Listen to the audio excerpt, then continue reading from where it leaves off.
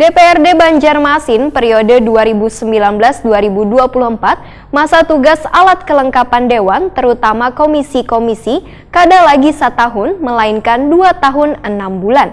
Adanya penambahan durasi kerja komisi lantaran waktu 1 tahun di komisi terkesan masih kurang untuk memaksimalkan kinerja.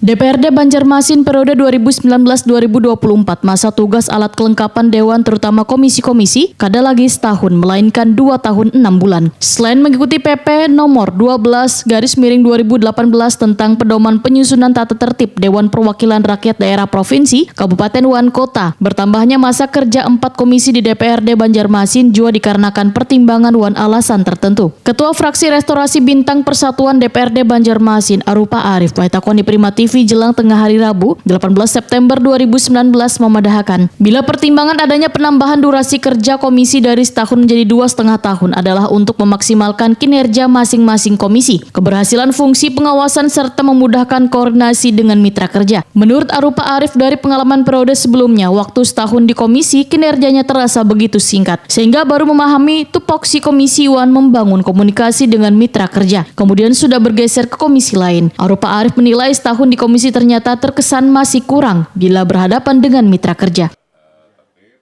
Pengalaman kita, ya kan, kalau kita sudah 10 tahun, ketika kita duduk di satu komisi, baru misalnya 9 bulan, nah ini juga menjadi tolak ukur bagi SKPD.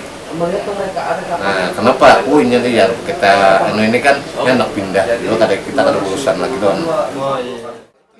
Arupa Arif menyatakan masa jabatan komisi 2,5 tahun ini akan dimasukkan ke dalam tatip Dewan Banjarmasin periode ini karena sebagian anggota mewakili fraksi sudah banyak nang sepakat.